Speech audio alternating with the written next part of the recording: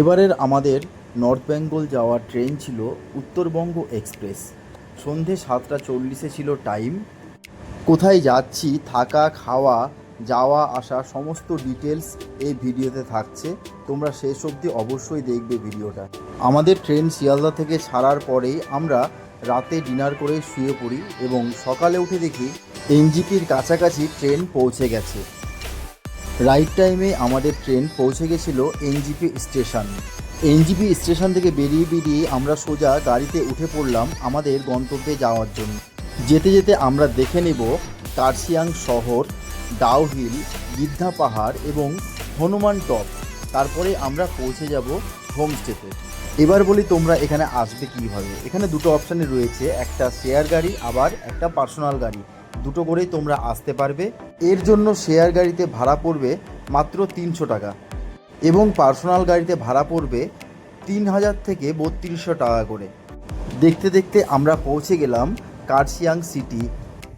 এই হচ্ছে কার্শিয়াং সিটি। এখান থেকে ওই যে হনুমান টপ, যেটা এই হচ্ছে কার্শিয়াং সিটিটা পুরোটা। ওই টাওয়ারটা দেখা যাচ্ছে ওইখানে, আর এখান দিয়ে এই যে হনুমান মন্দির যে স্ট্যাচুটা রয়েছে সেইটা। এই যে টাওয়ারটা পুরো মেঘে ঢেকে নিয়েছে।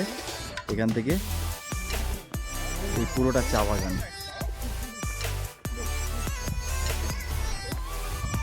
কার্শিয়াং সিটিতে কিছুক্ষণ সময় কাটানোর পরে আমরা সঙ্গে সঙ্গে বেরিয়ে পড়লাম গিদ্ধা পাহাড় দেখার জন্য, কারণ এরপরই আমাদের রয়েছিল গিদ্ধা পাহাড়।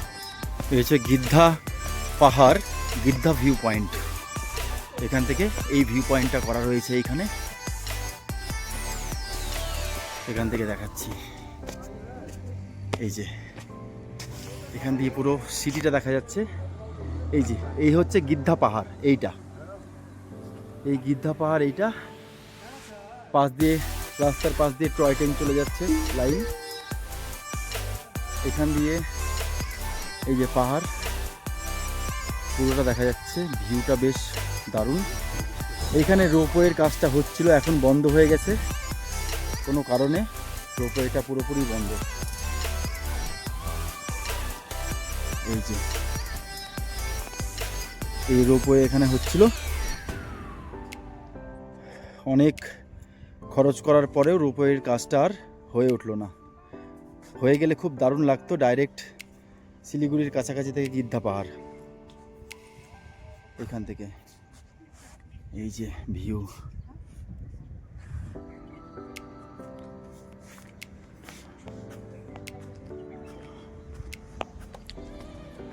ওই কার্শিয়াং দেখা যাচ্ছে, এইটা কার্শিয়াংটা পুরোটা। এখান থেকে আমরা বেরিয়ে গেলাম সোজা চিমনি যাওয়ার জন্য এবং সেখান থেকে আরেকটা ভিউ পয়েন্ট রয়েছে, খুব সুন্দর একটা ভিউ পয়েন্ট, যেখানে ঝাউ গাছ, পাইন বন, অজস্র একটা সুন্দর ভিউ রয়েছে। চিমনিতে এই একটা পার্ক রয়েছে, যেটা অনেক পুরনো একটা ব্রিটিশ আমলের চিমনিও রয়েছে। আর এখান থেকে আমাদের এই একটা সাইড সিন ছিল, যেখানে খুব সুন্দর পাইন বনের একটা দৃশ্য আমরা উপভোগ করেছি। এই জায়গাগুলো ছিল আমাদের হোমস্টে যাওয়ার পথে, আর এইখানকার এত সুন্দর একটা ভিউ ছিল যে চোখ এড়াতে পারছিলাম না। এখান থেকে একটা আলাদাই অনুভব করছিলাম এই দৃশ্য দেখে। সব কিছু দেখার পরে আমরা পৌঁছে গেছিলাম শিটংয়ের এই হোমস্টেতে। আর এই হোমস্টের রাতের ভিউ কিছুটা এই রকম। এখানে রাত কাটানোর পরে সকালবেলায় বেরিয়ে গেলাম পায়ে হেঁটে ঘোরার জন্য। এখানে দেখি সকালবেলায় বৃষ্টি হচ্ছিল, বৃষ্টির পরের ওয়েদারটা কিছুটা এরকম পেলাম। আর এখান থেকে এই বর্ষার পাহাড়, সকাল থেকেই বৃষ্টি হচ্ছিল, বৃষ্টির পরে এই মেঘগুলো উঠে আসছে, পাহাড়ের গা বেয়ে নিচ থেকে উঠে আসছে, একটা আলাদাই ভিউ। কি সুন্দর লাগছে দেখতে এই জায়গাগুলো। এরপরে আমরা বেরিয়ে পড়েছিলাম সাইড সিনের জন্য। আর সাইড সিন করতে গিয়ে এখানে দেখলাম একটা রডোডেনড্রন গাছ এখনো ফুল ধরে রয়েছে এখানে। এটা পড়েছিল আমাদের অহলদারা ভিউ পয়েন্ট যাওয়ার পথে। এই হচ্ছে অহলদারা ভিউ পয়েন্ট।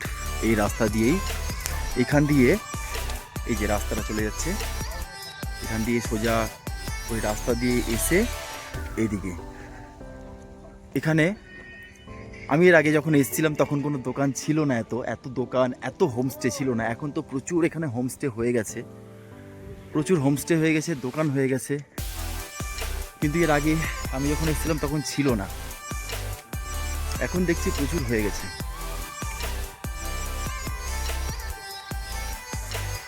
এখান থেকে ভিউ খুব দারুণ ভিউ। যাই উপরে একবার দেখাচ্ছি।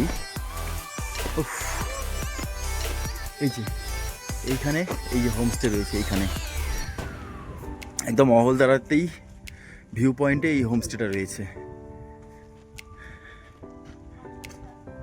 এখান থেকে অহলদারা ভিউ পয়েন্ট হোমস্টে। এই যে প্রচুর প্রচুর হোমস্টে হয়ে গেছে এখন, আগে ছিল না, এখন অনেক বেশি হয়ে গেছে। এইখান থেকে এখানে নতুন হোমস্টে হয়েছে কিছু। ওই যে আমরা ওইটা দেখেছিলাম নিচে যখন আসি তখন ওইখানে ছিল ওইটা, আর ওইটা ছিল, বাকি একটা ছিল না। এইটা হচ্ছে সব থেকে পুরোনো হোমস্টে, এইটা একটা, আর ওই ইয়েগুলো কটেজগুলো, বাকি একটা ছিল না। আর এই যে এইখানে, আর ওখান দিয়ে ওই তিস্তা রিভার দেখা যাচ্ছে। ওই সাইডটা শিলিগুড়ি, এই সাইডটা পুরো শিলিগুড়ি দেখা যায়। এই যে এই জায়গাটা একটা অফবিট জায়গা ছিল, কিন্তু এখন মনে হচ্ছে আর অফবিট নেই, কারণ এত পরিমাণে দোকান, এত পরিমাণে হোমস্টে হয়ে গেছে যে অফবিট আর লাগছে না দেখে। এই যে ভিউটা খুব সুন্দর, এখান থেকে ভিউ দারুণ, অসাধারণ ভিউ এখান থেকে। ওই সামনে যাই দেখি, এখানে ঢোকার টিকিট 20 টাকা করে হয়ে গেছে। এই যে টিকিট এখানে 20 টাকা করে টিকিট হয়েছে। ছেলে তুই তোরটা দিয়ে দিয়েছিস? ও ঢুকে গেছে, যেখানে দোকানও হয়ে গেছে।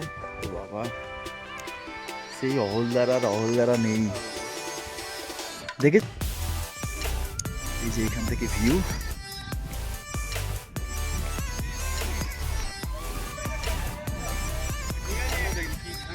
এই যে এখান থেকে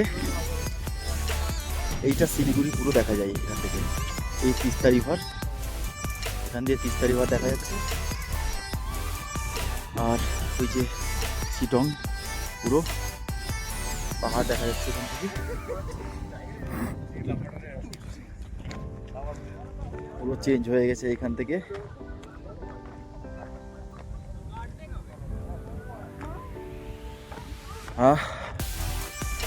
সেই অফবিট অহলদারা এখন আর অফবিট নেই। এই যে এইখান থেকে এই তিস্তা, সামনে তিস্তা।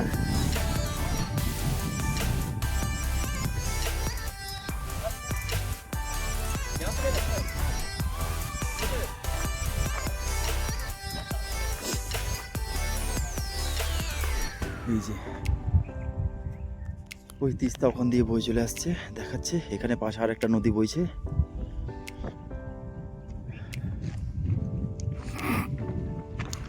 ওই ড্যাম, ওখানে একটা তিস্তা ড্যাম দেখা যাচ্ছে। এগুলো সব গ্রাম রয়েছে। এখান থেকে ওইখানে আরেকটা ভিউ পয়েন্ট রয়েছে। এখান থেকে এই যে পুরোটা হচ্ছে ভিউ এখান থেকে। তো ভিউ এখান থেকে খুব ভালো, একদম 360 ডিগ্রি ভিউ। ভিউ নিয়ে কোনো কথা হবে না, কিন্তু সেই ফাঁকা ফাঁকা জায়গাটা নেই আর, এখন পুরো গ্যাঞ্জাম হয়ে গেছে এই জায়গাটা।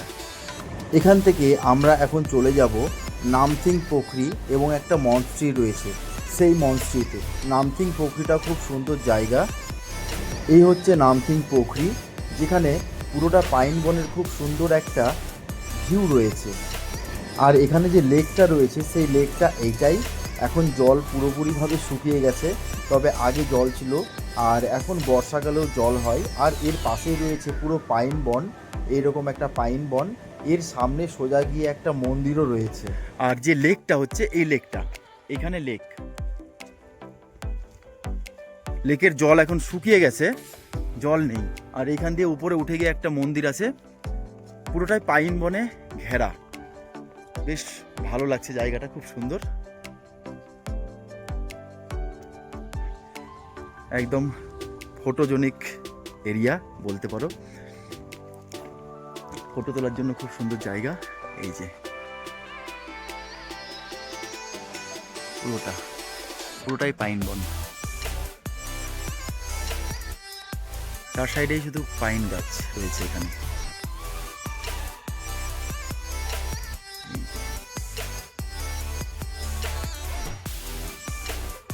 এখান দিয়ে আমি নামার চেষ্টা করলাম কিন্তু পারছি না, নামতে পারছি না। এখান দিয়ে কোনো জায়গা নেই, রাস্তা নেই নামার। এই যে লেকটা, জাস্ট দারুণ দারুণ লাগছে লেকটা, কিন্তু নামার জায়গা নেই, কোনো রাস্তা পাচ্ছি না নামতে। এবার বলে রাখি তোমরা আসবে কিভাবে। দার্জিলিং মোড় থেকে তোমরা শেয়ার গাড়ি পেয়ে যাবে। প্রথমে চলে আসো কার্শিয়াং 150 টাকা ভাড়া দিয়ে, এবং সেখান থেকে আবার 150 টাকা ভাড়া দিয়ে তোমরা চলে আসো শিটংয়ের হোমস্টেতে। হোমস্টে বুকিংয়ের জন্য আমি স্ক্রিনে নাম্বার দিয়ে দেব। এখানে 4 বেলা খাওয়া এবং থাকা সহ মোটামুটি 1100 থেকে 1300 টাকার মধ্যেই থাকে, তবে সিজন ওয়াইজ একটু ফ্ল্যাকচুয়েট করতে পারে। আর যদি পার্সোনাল গাড়ি করে আসো তাহলে আস্তে আস্তে এনজিপি থেকে তোমরা ঘুরে দেখে নাও কার্শিয়াং, দাও হিল, হনুমান টপ এবং চিমনি। তারপর পৌঁছে যাও হোমস্টেতে এবং রাত্রিতে থাকার পরে পরের দিন সকালে তোমরা বেরিয়ে পড়ো সাইট সিন করার জন্য, যেখানে তোমরা দেখে নাও Ahaldara view point, Namthing Pokhri, Jogighat, Mahaldiram tea garden এবং ভিউ পয়েন্ট। আজকের মতো এতটাই। এরপরে আবার অন্য কোনো একটা জায়গা নিয়ে তোমাদের সামনে আসবো। আমাকে তার আগে একটা ফলো এবং সাবস্ক্রাইব করে দিও। যারা ফেসবুক থেকে দেখছো একটা ফলো করে দিও, এবং যারা ইউটিউব থেকে দেখছো একটা সাবস্ক্রাইব করে দিও প্লিজ।